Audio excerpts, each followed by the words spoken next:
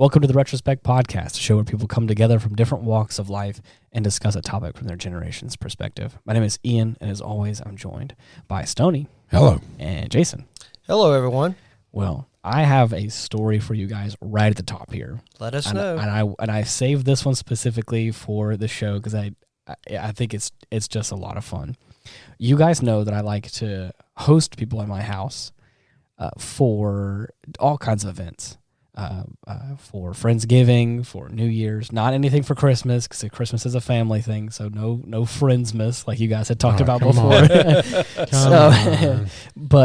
So I had my Friendsgiving this past year, and then I always try to do something with everyone for New Year's Eve. It's a time where we all get to come together, we all get to shoot some fireworks in my backyard. I always try and get a nice bottle of champagne, and we always have a fun time just kind of hanging out, maybe playing some video games or some board games and just hanging out and having some stuff. This year, Mallory got like a little charcuterie board thing we had. It was a lot of fun. And we had when more people come this go around than we've had in the past. Let me just do the math here. I think I had 7 guests here.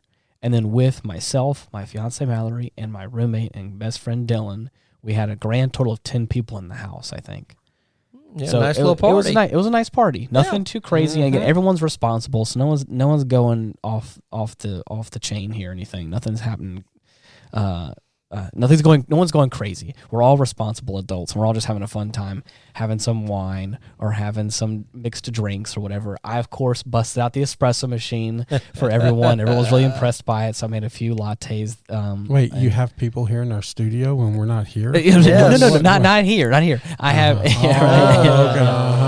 Okay. So anyway, see what's going on. Yeah. So I ended up... All this money we spend on studio he's using for his parties. That's what's going on. BS. There's drinking going on. Right. I just throw parties. And I'm sorry, did you get the invite, Jason? I did not. I invited you guys. One either. I did not. You said you were going to go see your godchild, I believe. And I don't think I...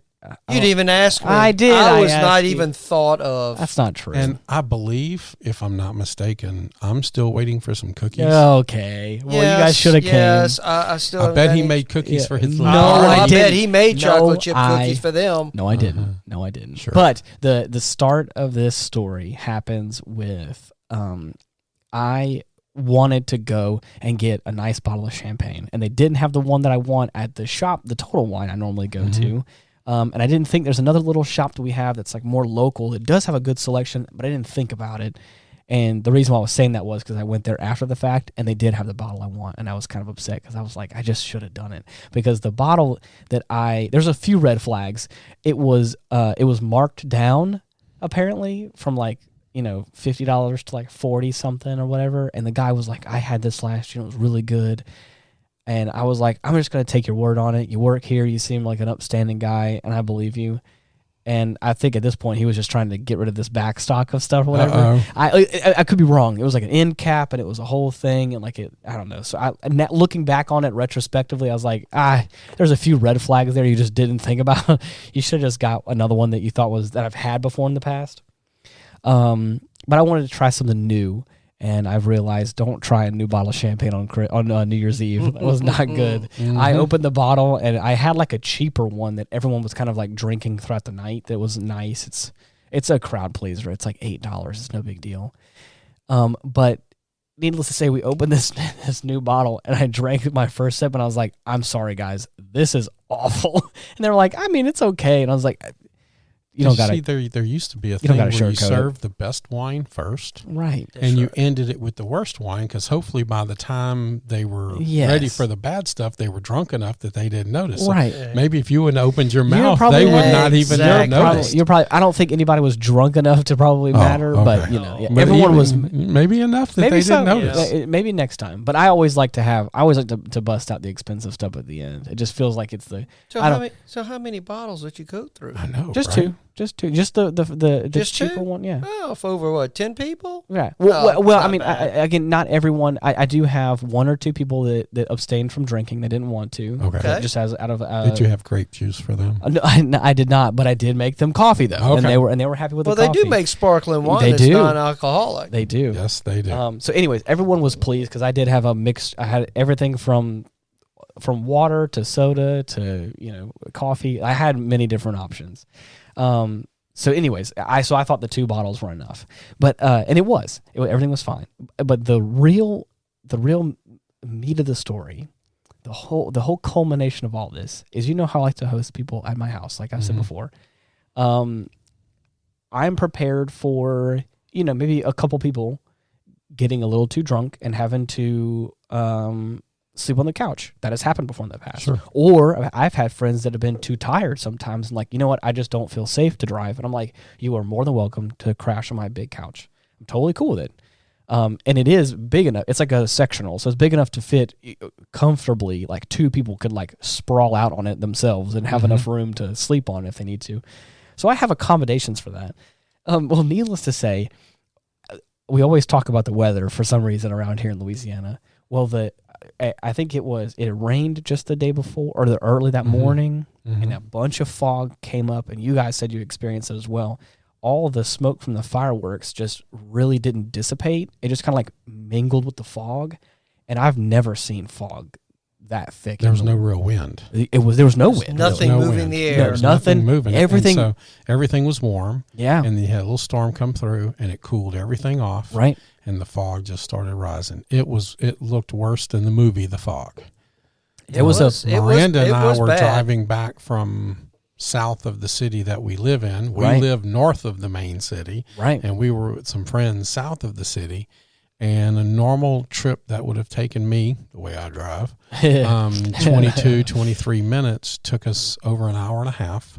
Because at certain points of time in this fog, you could not look down out of your car and see the lines next to you. You're right. The only reason you can see someone in front of you is they had their flashers on. Right. Yep. I couldn't see probably 10 feet in front of me outside of my front yard, which is crazy to think about.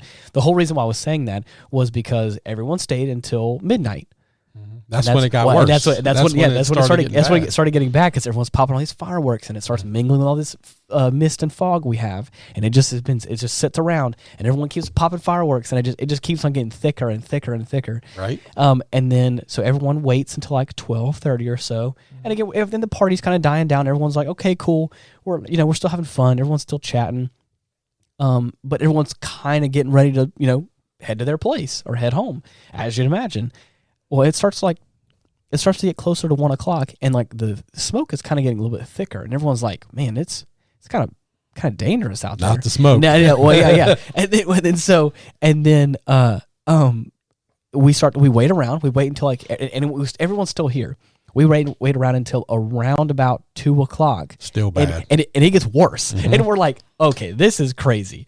So needless to say, to summarize this long story, I had one friend that decided to brave it, and he lived pretty close, and he went ahead and went home. But 6 guests decided to stay at my house. So you had a house full of people. So that's great, and I want to add to this that Ian is obviously a coffee master. Yes, he is. He is a great storyteller, and we always love his stories and anecdotes. But I don't believe that's the meat of the story. Right. The meat of the story is Jason, you and I did not get the invite to possibly stay on the couch at the end of the party. See, what the what, as Miranda would say. What the what? I could have had some good champagne. Could have had some champagne, some coffee. No. If you want, and chocolate chip cookies too. No. And stayed on this fantastic couch that sleeps 12 people. Yes. Yeah. Well, that, excuse me. Again, that night, I moved the ottoman into like the wedge where like the chase and the rest of the sectional is. And I want to say we had 4 people on the sofa that were like all laying down comfortably, comfortably, quote unquote. It's not like they were sleeping on a beautiful bed or anything, but I was able to. I pulled all the pillows I had, all the extra blankets out the closet, and we just had like a huge sleepover. A huge sleepover. I'm pretty sure everyone kind of took a nap for like an hour or two, and I think by the time like 4 o'clock rolled around, everyone had like looked outside and had saw that it was like between napping and all that and looking outside. And it was still bad at 5 o'clock. Yeah. It wasn't as bad, but it was still bad. Yeah. I had a friend of mine drive to the LSU game in Orlando, and he left a few minutes before 5 o'clock, and he said it was still very bad. But you had maybe an eighth to a quarter of a mile visibility. Wow. And then I had to go to work on Sunday, and I probably left around 8 o'clock, and it was probably a half a mile visibility. Yeah. So it was still pretty bad. And it lingered around. Yes. And again, just to prove a point a little bit more with how bad it was, someone was pulling out of the neighborhood across the street from me, and I think turned a little too hard and just couldn't see very well, and then just slid off into the ditch and was laying sideways in the ditch. No. And that happened at like 2 or 3 o'clock. And so there was a truck that was trying to pull them out, couldn't do it. And so there was a police officer that had to sit out in the middle of the road and in front of my house for a couple hours until the tow truck came. And the tow truck took his sweet time getting here because I'm not speeding. You call him at night like that. Of course, yeah. The driver's probably at home. Of course, yeah. Well, yeah, it's New Year's Eve. Yep. Everybody's happy. Yep. They're drinking maybe a little bit. Yep. Right. They just had a glass or two of champagne or more. Yep. Yeah. And then it's bad enough to drive home like that.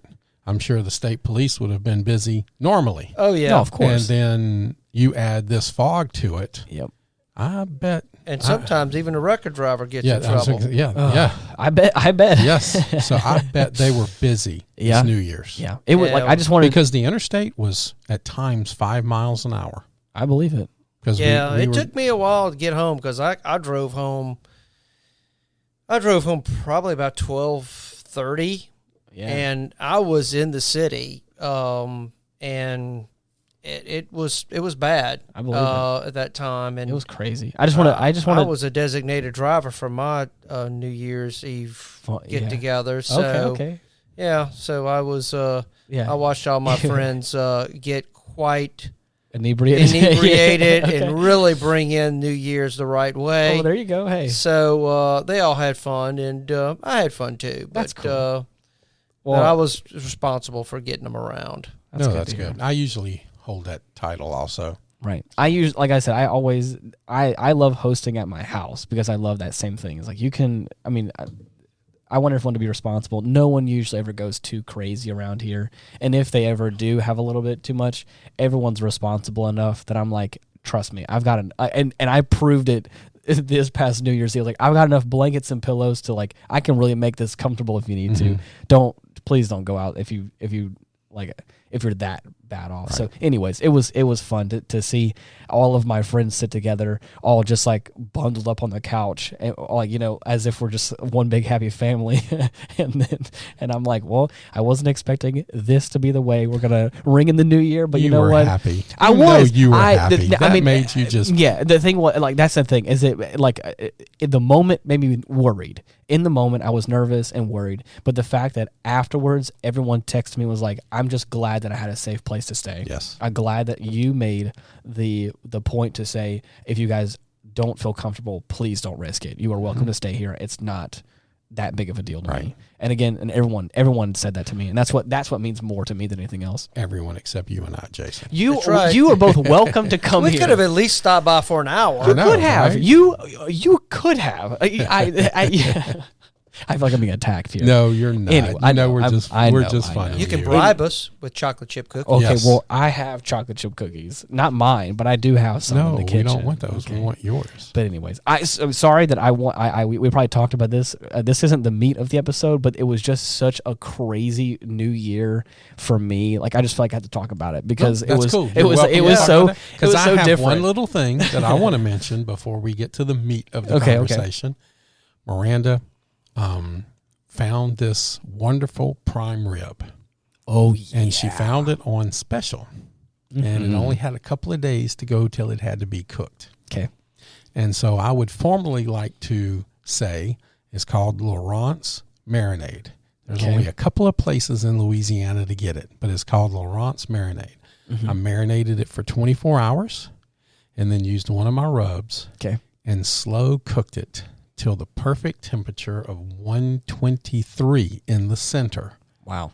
And, of course, you let that rest for about 10 minutes, and it gets up to about 132 or 135 for the perfect medium rare, and you did not need a knife. It was, I showed y'all pictures. Yeah, you did. That it looked wonderful. amazing. Melts in your mouth. It just melts right in your mouth. And that was probably the highlight of sitting there with Miranda and Magnus. We got Magnus back, and we tried to time it for when he got back. Yeah. And they were just like, holy crap. Yeah. The pictures that I saw definitely looked worth. I mean, what a way to bring in the new year, personally.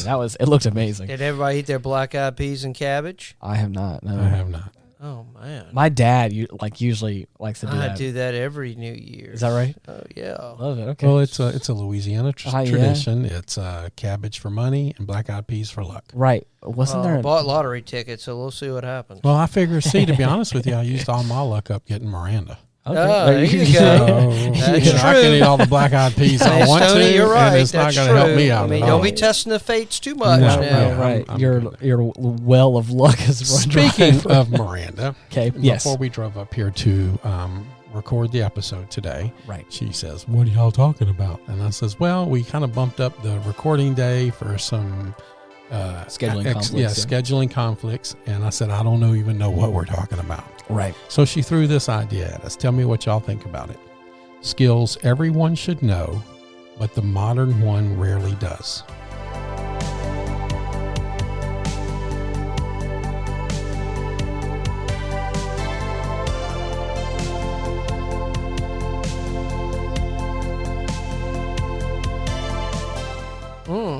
So is that interesting? Yeah, that's interesting. That made me remember one of my car idols is Chip Foose. Yeah, yeah. I don't know if you've ever heard of him, but he makes the most amazing custom cars on the planet. And he said, this is a quote from Chip Foose. Sorry, Chip, I hope you're not mad I'm quoting you. The biggest crime happening in America is the fact that they've pulled all these shop classes out of schools. Kids today, their dream isn't to build something, but to buy something. Chip Foose. And then he's right. All these little skills, and I'm going to start with cars. Cars 20, 25 years ago, the owner's manual told you how to set the timing in the car. Now they tell you don't drink the battery acid. Yep. That's just, we've just gotten stupid. We really have, but then I get the enjoyment of, there is a program at the church that, I don't want to say I attend, but I'm the director of security for, so I do attend, has something called Car Church. And they help widows and single mothers every 3 months change the oil, do some light maintenance on the vehicles. Magnus, at 12 years old, has gotten involved in that. And it's fun to watch him go check the tires and check the oil and help these ladies out. And then the other day, he needed, I had a low tire. Boom. He said, I got it, Mr. Stoney. And boom, boom, boom, boom. And he went and checked all my oil, checked the tires for me, and got everything the way it was supposed to be. And I'm like, that's cool. Holy crap. Yeah. How awesome is that? He's learning those skills that I think are dying in today's age. Right. Well, I mean, I know grown people can't change flat tire.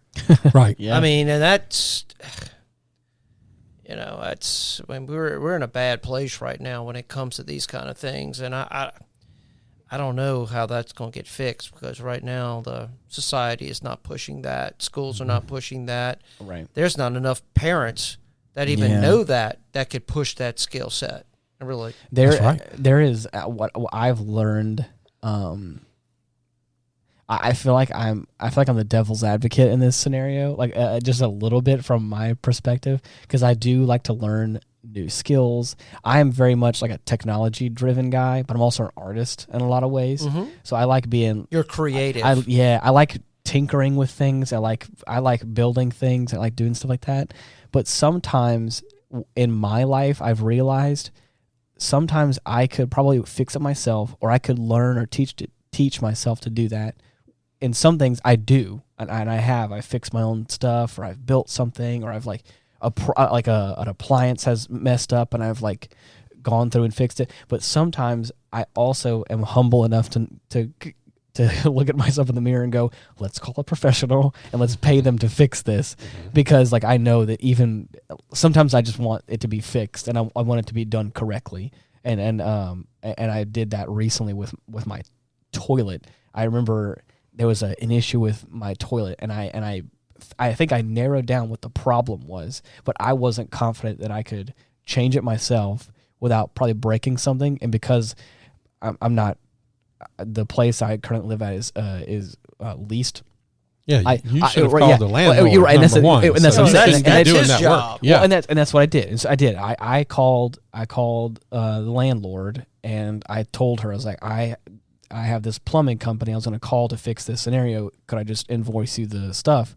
And she was, and again, because of what research I did, I was able to tell her it's like this kind of situation. And it wasn't just me going like, it's broken, because that, but anyways, so the plumber came out and was like, that's exactly what it was, changed it out, and of course gave me an invoice. And I was like, but that's easy way to do that also is if you're, and I learned this renting a little bit, right? Is not to invoice the landlord, but to say, if I give you the invoice, can I just subtract it from the rent? Oh, yeah, right. Okay, and then just give the rent and that invoice to them, obviously for their records and any warranty issues. Right. And then just subtract it from the rent, and that helps too. Yeah, it's a good idea. And remember, listeners, where do you learn this fascinating information other than this podcast? Right. But as far as other skills go, I remember the first car that I had was a 2001, and my dad and I could do most every piece of maintenance on it. Because it was just in that sweet spot where I think it had a cassette radio player or a CD player in it, and I think it was a Honda. So to be honest, as long as you had a socket set, you could really do some magic on it. So as our buddy William says, he can fix anything with duct tape and safety wire. So that's true. But too many computers in a car now. Right. And that's hurt us. But what are some skills that we should have going into the future that really aren't learned? The joke is we could cripple a generation by writing in cursive and changing all the cars to stick shift. Yeah. That's two very specific skills that aren't being taught today. Yeah. What about banking? What about how to balance a checkbook? Everything's done online now. What if that bank is messing you over? Yep. How could you verify where your money really is? Yep. Be honest with you, I do on my own bookkeeping, and sometimes it's a problem because I really like having all the numbers and laying it all out because I'm a stickler for that kind of stuff. I want to know where my money's coming from, where it's going. And I think it becomes, like I said earlier, because I'm an artist and because a lot of times the money may not always be from the most reliable sources. Being a musician or being a photographer or something, it's nice to know my mom still to this day sits down once a month with her statement and her check register. I think she's the only person left that I know still uses checks, but 1 cent off, and she's pulling her hair out. Wow. 1 cent. That's crazy. Well, she has to find that 1 penny or it drives her nuts. But who still does that today? Nobody. Nobody does. It's... I verify my purchases with my card against my account every day. Yeah, same. And Miranda is awesome because she has it set, I think it's $50, more than $50. It sends her a tone that says, hey, you've spent more than $50. Mm-hmm. Yeah, I get an alert on my phone on every charge that hits my cards. Right. Yeah, same. And to me, you can kind of get lost in that because we have a ton of things now that we subscribe to. Yeah. I know I do. And I've sometimes added that up, and I'm like, got a lot of money going out on all this stuff on apps and this and that and everything else. And it's like, $9 here, $12 here, $6 there. That stuff adds up over time. Now they have an app that helps you find all your subscriptions. I saw that. I've seen that advertised. I was actually thinking about getting that because I think that would help me because I know there's some things out there that probably I'm getting that I'm not deriving really. I don't use that. I'm still, because it's easier to keep it going than trying to find because they make it difficult for you to actually to stop. I mean, it's not like that's interesting. So Well, I don't know if you'll remember this, Ian, but I know I do. And you, Jason, you might be right in the middle of it. But back when I was in school, our research was two things: the library and an encyclopedia set. Oh, yeah. Encyclopedia Britannica? Yes. Oh, yeah, we had a set in the house. So how about research? My mom did too. There's no more research. Now it's, hey, Siri, what is blah, blah, blah, blah, blah, Right. blah. Or Googling something. Wikipedia. YouTube. YouTube. Yeah. You know, kids today do not have to research or learn how to research anything. Even in the collegiate level now, research is not the same. For me, it's like, it's retaining the information is the thing that like baffles me. Because I've always like, it's like you can, the thing is, because it's such a search away, I feel like people have gotten it in their heads to like, whenever they learn something, whenever they hear information like that,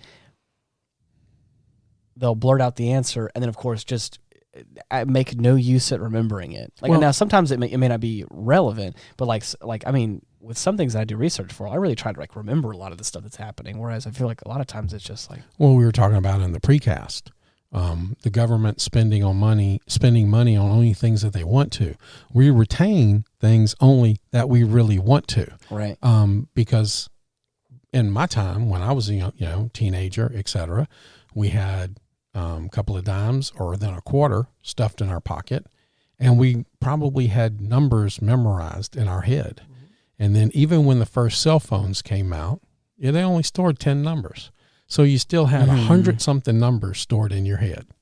Do you even know what your phone number is today? Let me tell you what, You know? my life would be, if I lost my phone with all my contacts and everything, that would be tough. Yeah. I mean, it really was, because so Right. much of our lives now are tied up with phones. there I is. should say personal computers. One thing I realized, I'm kind of weird about numbers. Like, I can remember numbers pretty well, but I remember both my parents' cell phone numbers still from when I was a kid. Because again, I'm in that sweet spot as well, where like the first phone my dad had was like a little Nokia phone with the green LED screen or whatever it was.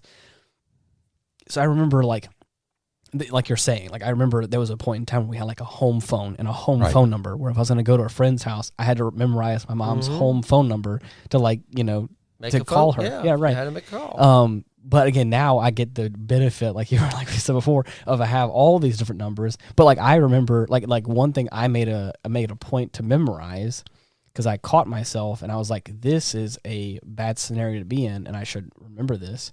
Is I memorized Mallory's cell phone number. Okay. Is like it's also not super hard to memorize hers. But like I was in a situation where I don't think I had my phone on me, or it was dead, or something happened.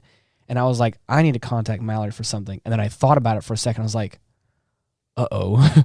I don't know. I don't think I know how to get in contact with Mallory. And like, what if this was a far more of an emergency scenario than just like, I need to tell her I'm on my way or whatever, like that kind of thing. So that like in my head, like I made it more. I think, we're talking about lost skills or things that I think at one time were a little more prevalent than they are now. Right. I'm kind of thinking more at a basic level. Go ahead. Shoot it. Fire away. I've got a big one. What about tying a proper knot? Oh, absolutely. Starting a fire with rocks. Yes, yeah. Maybe you in an emergency situation. And we would never have emergency situations in South Louisiana, right? Oh, no, never at all. I mean, it's... yeah, right. There's a lot of things, we think about. Fixing your air conditioner. Can I throw out basic plumbing? Can I throw out a big one? Like with the new wave of all these like self-driving cars and everything, just the sheer fact of knowing how to drive a car. Like, I think it could be in a handful of years, there's going to be a wave of children that like have never actually driven a car before, but are probably in their, late teens, early 20s and like driving everywhere, but have never actually driven a gas-powered car. No, let's go with this one. I lived in the French Quarter for years and years and years. How about parallel parking? Oh yeah. God, dude, no. Right now, there's 3 car companies. You can see their ads and say, hey, you don't even have to parallel park anymore. All you have to do is most challenging pull up parking maneuver there is. and push a button, and it will do it for you. And the tires turn, all 4 tires turn, and roll you into the spot, and you're like, What the hell? I parallel parked when I went to New Orleans this past like Christmas time for some event that was down there. Mallory and I took a trip down there, and we went to a little coffee shop or whatever, and I was like, well, here we go, time to parallel park, and I did okay. Mm-hmm. But it definitely was a challenge though. I was like, I don't do this very often. What about, here's one, actually using a map? Oh yeah, Okay. no, there's no way. I'm using a map to actually travel. You got me. before I GPS. used to, not the big fold out kind, but I used to have the Metro something. Yes. And it was, you Metro remember? Key? Metro Key. That was right. it. Yes. Yes. And it was like 200 pages. That's right. And you had to open it a certain way to go to eat how you were driving. I remember using a map, going places, and that wasn't that long ago. But now GPS, it's like right. Hope the satellites stay up in the sky. You're right. My first iPhone, my first smartphone I had whenever I was like driving and like really had my first job. It was like the first like iPhone, I think, or one of the first iPhones I had Apple Maps on it. So like I've never really had to ever worry about a map. So you got me on that one. You're where you're at. That you probably would have never. The first time I really had to like learn this city by myself and go to work and like find routes to get there and maybe get to a friend's house or whatever. I had Apple Maps that I could like type in a place to, and then like as I used it a handful of times, I then got to lay the land. I was like, oh, I know where I am now. See, I had one of the originals before the cell phones became prevalent. You could have a laptop with GPS. Oh my gosh! You had this big card that you slid in the side of it, and it was Microsoft Maps. What? And you had to take this GPS thing that was like 2.5 inches by 2.5 inches and put it on your dashboard. Oh my gosh! And it it looked great, but you did that on your laptop, and it was whole awesome. Installation. Yeah. Yes. I mean, you can get now anywhere. I mean, it's amazing how far the technology has. I have an Android now, gone. and I use Google Maps for everything. Yeah, well, we all do now. Yeah. I mean, there's no reason. I can't tell you the last time I actually looked at a map. I mean, just don't need to do it anymore. Right. But it's just simple skills, even as simple as cooking. I remember when I tried to learn how to barbecue from my dad. The biggest skill he would teach me was how to clean the ashes out of the bottom of it because he didn't want to do it. But what about just simple stuff? You're right. When you read something, it says oil the bottom of the pan. And then somebody sets their house on because they put oil on the bottom of the pan. It's just simple things. I'm sorry. That's funny. But you're right, though. True. It's People true. don't understand even just the simple things. No. One of the things, because I do cook with barbecue, is I try to teach people the simple skills. TV shows and all this stuff tries to make it so seemingly so complicated. It's like do it yourself program. Right. Yeah. What about all that? Just little things. We've hit on a lot of this. Simple plumbing. Yeah. Could either one of y'all change an electric socket right now? See? Things like that. Yeah. I'm looking at that in my house with Miranda. One of the GFIs is going out. Yeah. And I have to go, okay, I got to change that. Shut the breaker off. Shut the breaker off, go through the process, and then see what's happening with that. How many people know how to do that today? No, they got to call somebody. Right. Simple plumbing. Mm-hmm. How do you you change a toilet? That's why plumbers cost so much money. That's right. Of course.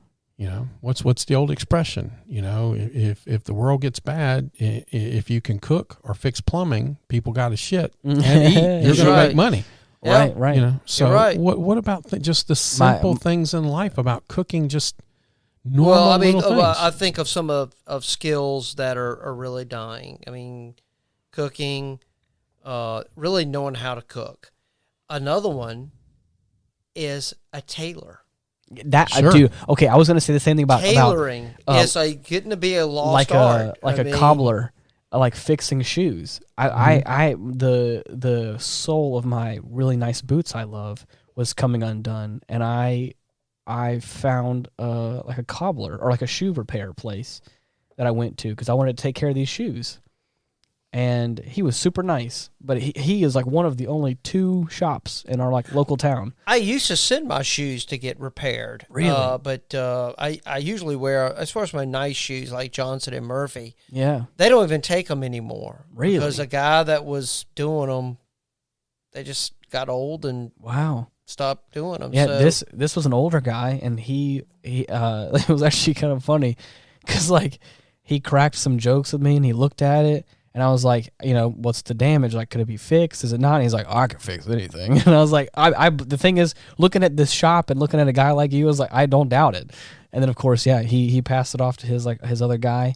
Took a look at it. Understudy or his whatever. apprentice. He passed it off. He filled out a little form, a little ticket for me or whatever, and then of course within a handful of days it was fixed, and they look better than they probably did, ever have since I got them new, and I was so appreciative. But how about this one? Let me throw this out here. In one of our recent podcasts, we talk about the consolidation of the food processing plants. Yep. What happened if that takes a shit? Oh, and now we have to start growing our own food. Gardening. Miranda was telling me that less than 13% of America's population really knows anything about gardening. Right. But then, okay, so you have a plot of land. A half-acre garden, if done right, can provide for 4 family members. How many people could do that today? Well, it would be a combination of skills. I would think you would need to know the basics of gardening and soil and everything you need to do, with pesticides or natural ways of battling pests. But then it's the storage of food, it's canning, storing, and that's canning, and that sort of thing. Matter of fact, I was watching a YouTube video the other day about this family that they're prepared for, in essence, I wouldn't call them doomsday preppers, but kind of they are a little bit. Right. They're like ready to go. If everything society ever really breaks down, I mean, they have food prepared. They have everything because they grow their own food, and they teach their kids, this is what you got to do, because if both of us die, right, you're going to have to be able to. This is how you're going to keep yourself alive. But it's not just the preparation of the storage, the food canning, but if you put it on the shelf, it's good for 2-3 years. Right. But if you put it in a food cellar, it could be good for 10 to 15 years. Right. Who knows how to do those things? Who knows how to build those things? But I think we're also I think another big thing too is to kind of go back to what you're talking about. It's just the art of cooking. I think it can be. I look at cooking and baking the same way I look at coffee in a lot of ways. It can be intense. It could have a lot of steps. You can make it something special, make it big, but at the same time, you can make it simple. You can make it can be real easy. And I learned that doing the meal subscription service that I did. Right. It's like I personally didn't have a lot of recipes. I got given a recipe book a little bit that had some nice stuff in it, but I was like, I would like a more like detailed breakdown, and I kind of want to get involved in like cooking on a regular basis. And it taught me that like you really could just like throw some oil in a pan. You can heat up some vegetables. You can cook up some meat on a skillet, put some salt and pepper on it, and you're good. We talk about these lost skills. I do believe if people had to learn, I think people would. Yeah. I think we are just a victim of our own success in many ways. And just our society, many of these items just become so inexpensive, like shoes. I just go buy another pair of shoes. Cars. I don't really need to fix cars because I just go buy another car, and there's financing. It's so much easier just to go down to McDonald's to get us. And look, I mean, living by myself, I don't cook a lot. I mean, I really don't, because it's like the time it takes to cook for just me. Right. It's like I just go grab me a sandwich somewhere. I mean, it's just not. It's not worth. Do I like to cook? I do. Yeah. Actually, I mean, I have cooked before, but it's kind of the exception more than the rule. Yeah. And really, to get good at cooking, it needs to kind of be something you do a lot. Right. Sure. That's what makes how you learn. Well, it's anything, practice, and just in doing it.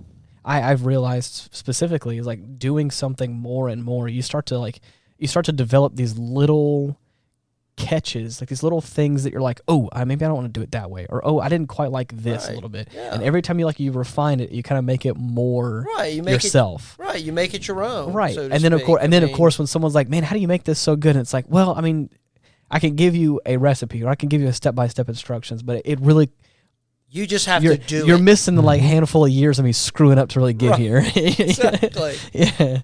Right. And that goes in many different things in my life with that. But yeah, I'm gonna tell you, think about it. I'm telling you a skill. You're talking about food, but I mean, if it really got that bad, how many people can go hunt? Oh yeah, kill an animal, and dress it, and prepare it. Yep. I mean, I'm gonna tell you, I couldn't. No, I couldn't. I believe you. I mean, I've never. I mean, I can fish. Yeah, maybe catch fish, right. But hunting. About as detailed as I've done is I have had I've had a chicken and I've broken down a whole chicken into like its parts and then like cooked it like that, but never like defeathered it. You go kill a deer and I got to skin it and do everything you have to do. You said, and I want to just touch on that one just a little bit too. Hunting in this world of gun control. Or the attempt at gun control. How about just normal marksmanship? How about just knowing how to shoot a gun? Yeah, you're right. Safely and on target. And not being afraid of a gun, just to be afraid. Sure. Right. Because we don't have to be talking about this in the sense of post-apocalyptic world. We could lose the energy grid at any time. We could have a number of things that were to happen that we'd have to rely on some of these skills again. Exactly. Just simple skills. Yeah. Miranda had a great thought too. She said, how to entertain yourself without electronics. Oh yeah. Now I like that because it's causing you to think outside of the box. Well, what did we do back in the day before electronics? We got sent outside with a hose, with a garden hose. Or you played a board game. Yeah, sure. Or whatever. Okay, yeah. I mean, the number one thing, anytime we ever have like a hurricane around here or like we lose power for whatever reason, there's a handful of things that I gravitate towards. I have a really nice acoustic guitar, and one thing everyone really loves in a moment like that is just to kind of chill out and talk for a while, but I'll just like play my acoustic in a way, and it just adds something fun to the room, I feel like, or we can also just like play and sing along and have some fun stuff. I've done that a handful of times, but like another one is board games, card games, all that kind of stuff. I love dominoes. My family and I will play. Mexican Train is one of our favorite. Oh Lord, I'm a sucker for Phase 10. I like Phase 10 for some reason. It's my favorite like little card game. I like poker. I'm sorry, poker and spades or hearts or something like that. Yeah. So we touched on maps a little bit, that driving around. Right. But what about maps and using a compass? Oh, gosh. And using the stars and trees. And now you're getting really complicated. Well, but it's not a skill that unless you were possibly in the military or the Boy Scouts or something else had some type of additional training, that's a skill you're not going to have, and you're going to have to rely on somebody else. Navigation, just simple navigation. That's crazy. But you're right, though. As I said, I do believe if it came to that, people could learn it. Oh, absolutely. They would have to. We would have to. And but right now, they don't have to. Right, they don't have to. Yeah. Mm-hmm. Wow. Yeah, you're right. That's crazy. Especially if you're in open water. Oh, no. Yes. No, thank you. Water. I've learned a lot about instruments and stuff for like playing stuff like that and like learning about that, compasses and reading your instruments and like learning like where you are, especially whenever like you're in a situation where you're doing like VFR. Unless the magnetic things get all mixed up and then your compass is flying. Right. I remember. I'm sorry. I thought you were taking a break. No. I kind of was. Like that. Miranda was telling a story about her daughter had locked herself out of her apartment or house or whatever and couldn't get in. And Magnus and Katya were there and looking at Miranda like, what are we going to do? Call a locksmith. And Miranda was able to get in with a spoon. Yep.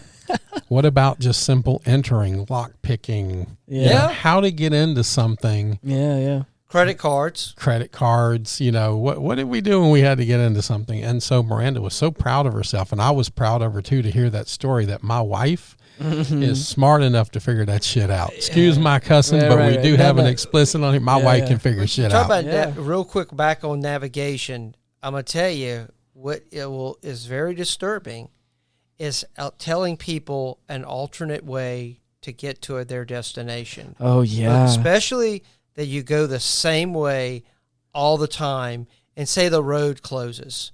Yeah. And you need to go take an alternate route. Can you do that? Yeah. So a lot of people can't. No, they don't know how to do it. Right. They really don't. For me, simple navigation. They get lost, and our buddy William was telling us on his way to Florida to go to this thing, there was a huge accident in an area he didn't know. He had to pop off and pop back on. Right. But he's done this so much, it was nothing for him. He popped off, popped back on again. Yeah. He found a way to get on. You know what's in front of you. You know what's to your right and your left. You know what's behind you. Which side is the sun on? Which side is the moon on? Where's the star? Hey, where's the Big Dipper? Okay, the Big Dipper's pointing this way. What do I need to do? Little simple things like that, and he was able to get on, find the next on-ramp to the interstate, and kept on his way. And now the electronics pretty much pick up a road obstruction and automatically route you now. But before that, it was pulling out a map and going, okay, let me kind of look at the map and make my way around that way. So, yeah. You know, that phone has really got onto us, and I think it's funny now today that we hold on to our phone so tight that if we see a friend trip and fall, we're going to laugh our asses off. But if we drop that phone, we're going to be crying by the time it hits the ground and cracks the screen. You're right. Because we rely so heavily on that. I have. It's not going away anytime soon. No. I have worked really hard to like make sure a lot of my work stuff is all on my phone. But like I've really like offloaded a lot of the stuff that used to keep my attention locked up on my phone.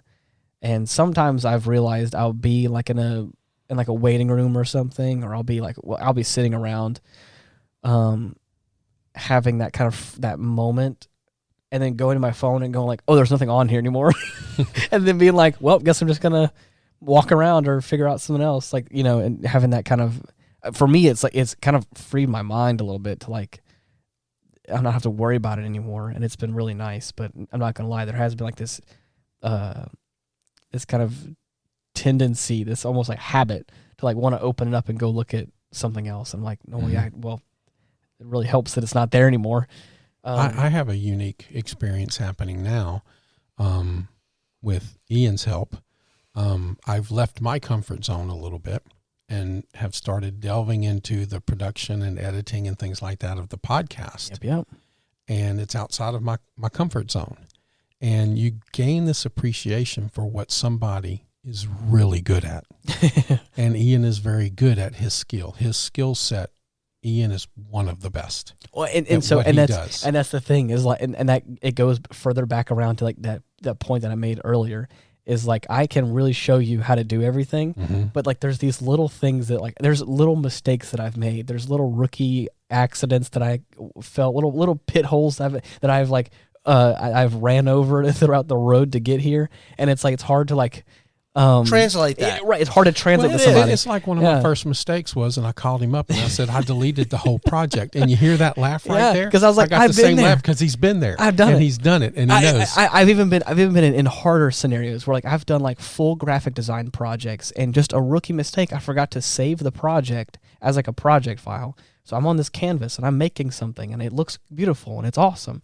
And then I go run away for lunch, and then a freak accident happens. The computer restarts, or the power goes out, or whatever. And I didn't save anything, and I was happy with the way it was going. And then now I'm like, I have to like sit down, and I spent probably the better part of like 2 or 3 hours really working on that. And now I have to like rethink about how I did that initially and do it again. So I get it. I've done the same thing where I've deleted the wrong project, and I'm like, damn it, I'm such an idiot, you know. But anyways, it's just like little things like that to where now I have a lot of checks and balances, and it may seem redundant and kind of ridiculous, but you're like, I've been bitten the butt one too many times.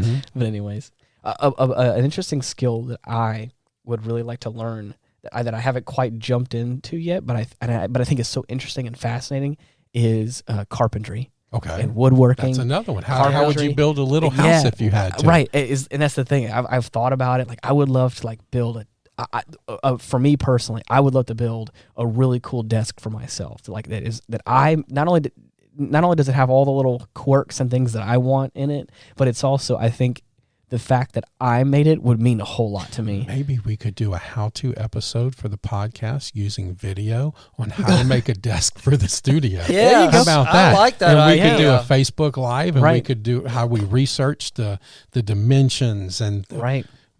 just a simple how-to. You're right. I think that's a great idea. Because I've got most of the tools we'd need, and Maybe we Really? can do that in 2023. it's a cool idea. mm-hmm. Because I really think like a 4-foot table in here, it would give us enough room to really. I was like, thinking almost 5, Okay. in a circular fashion with a hole in the center, Right. so that all the wires and then the arms, The boom arms, yeah. boom Yes. arms could be, and then just pull them towards Right. you. That way, we all could have a monitor, and then Right. still, if we wanted a laptop or a pad, Yeah, we yeah. would have enough room. Obviously, the 3 of us with a possible guest, Mm-hmm. Yeah, I like that. because what we have now is awesome. Yeah. Yeah, it But flows well. Wouldn't that might Right. be just kind of a neat thing? Because we have an audio visual guy over here who That's knows how right. to do the But recordings. The thing, and, like for me, it's like how cool would it be to just have a table like that. That not only is it achieving like a very specific purpose, but it's also like for me knowing that I built it myself. there's a would really mean a pride lot. Yeah. in doing, number one, getting out of your comfort zone, Yeah. and number 2, building something. Mhm. Just believe doing it.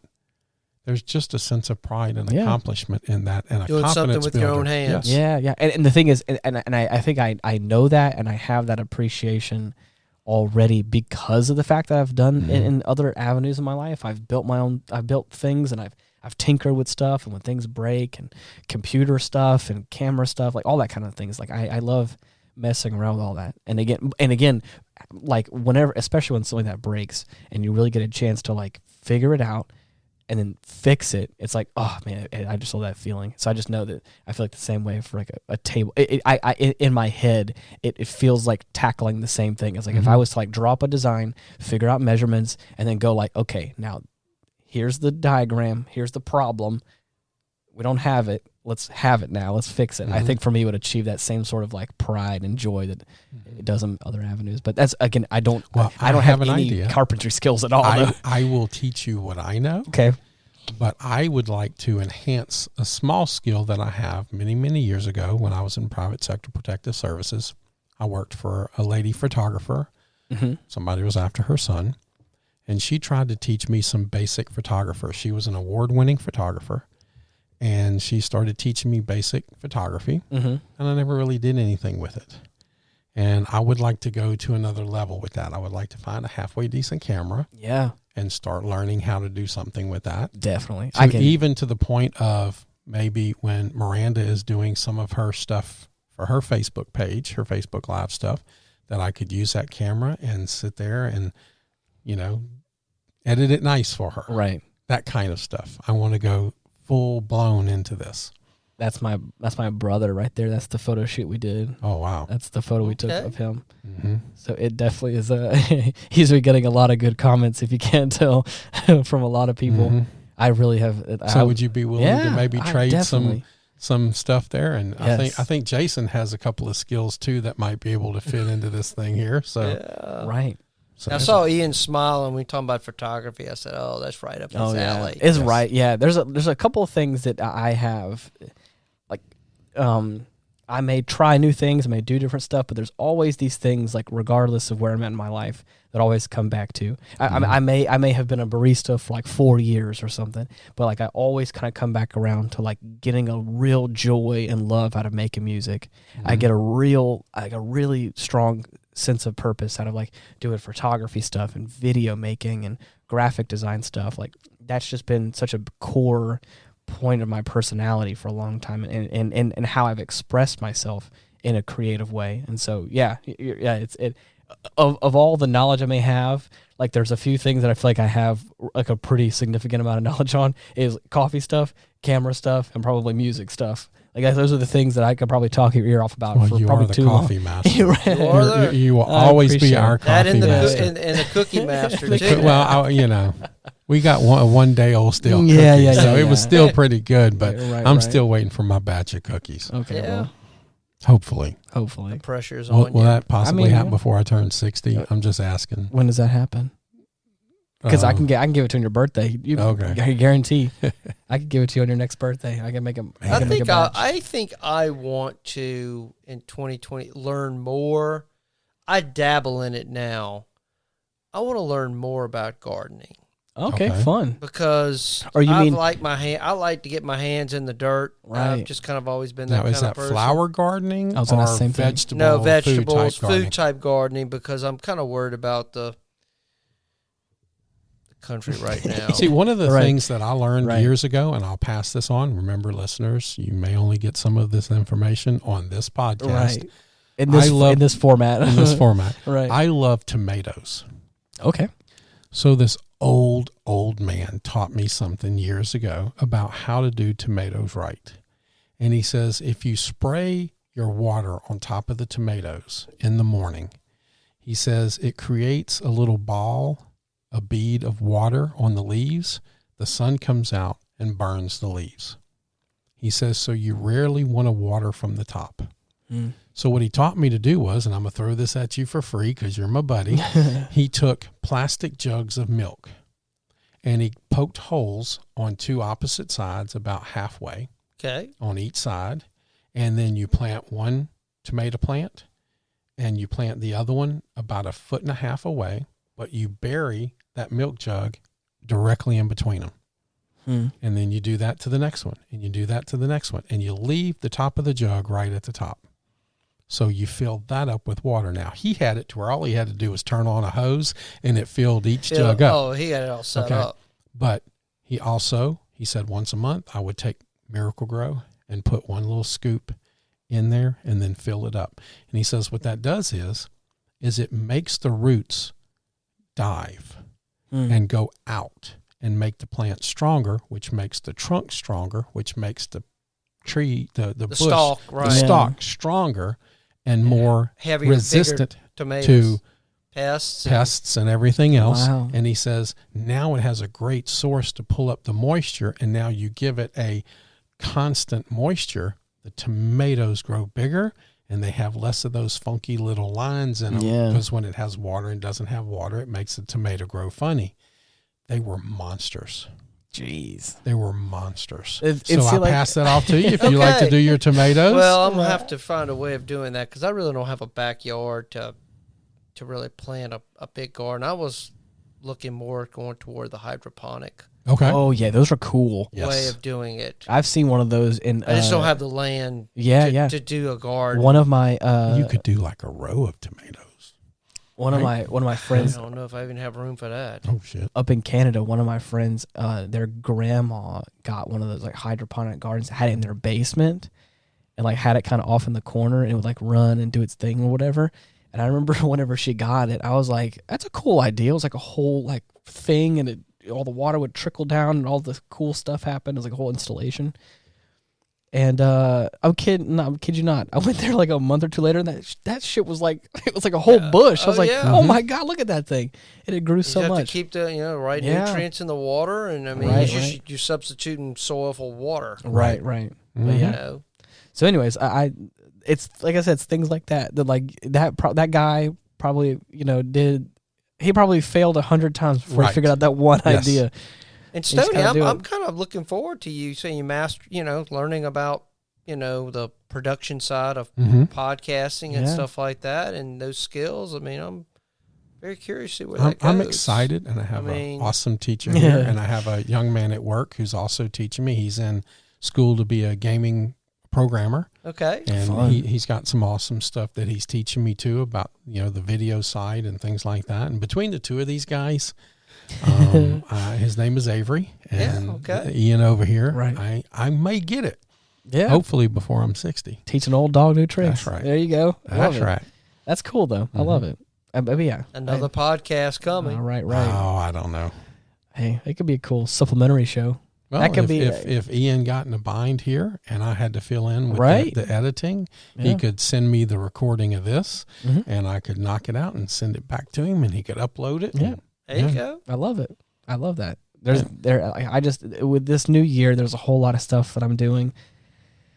I just feel like the horizon seems so far away, but I know it's filled with opportunities that this year has to bring. I'm excited about it, but I'm also kind of nervous because there's a lot of things I know are going to be changing, a lot of things moving and stuff like that. So it's going to be a great year. Oh yeah, I think it's going to be good. I just want to make sure, did both of y'all poop before midnight on New Year's Eve? Because you don't want to carry the same shit from last year into this year. Unfortunately, that didn't happen for me. Oh Lord, you're carrying sorry. the same shit. I carried it into 2023, but same shit. New year. That was a good one. We did say something in the last episode about walking into the best year ever. Right. I love your attitude toward with the positivity of this coming year, with so many negative things happening in the world. Oh yeah, and in our country, and then even in our neighborhoods and this thing, let's walk into the best year ever. Right.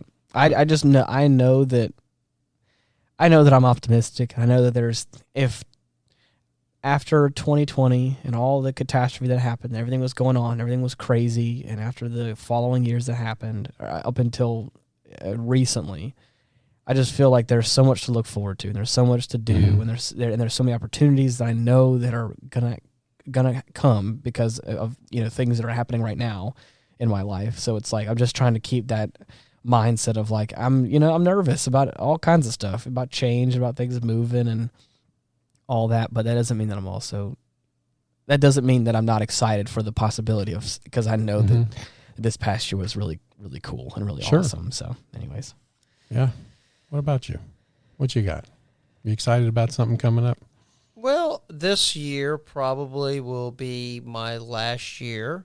Oh yeah, you mentioned that. Retirement. So possibly retirement is probably a very distinct possibility, probably at the end of this year. And gardening. And the old people like to garden. I will have more time to do some things that I want to do. You really have the opportunity to do some pretty cool hobby stuff now if you wanted to. Yeah, I do. So I'm looking forward to the transition. Yeah, that's from cool. A full-time worker to maybe part-time, or just maybe taking some time off and kind of seeing what the future holds for me. That's cool. I just look at the close of one chapter and the opening of another. Yeah, right. So, speaking of chapters, I gave some homework to y'all. Have we started on our homework yet? I have not. I've actually listened to some of it. It's some good stuff. I started reading the book. Okay. So I read it when I was a teenager, and so I'm reading it again. So it's a fond memory. What about the other book? I've kind of postpone that one to go ahead and read this one first, and then I'll jump back on that one. I have a wonderful bookmark in there. Well, that one is, I have started because I downloaded the Audible, and so yes, I'm into that. I'm not going to disclose what it is yet to our listeners because can't spoil it. We don't want to spoil that, but I think we're going to have a really cool episode coming up here, possibly in the beginning of February. Because we're reading a book, and we're going to talk about that book and the philosophies behind that book, and then maybe branch off into some similar things in the future on that.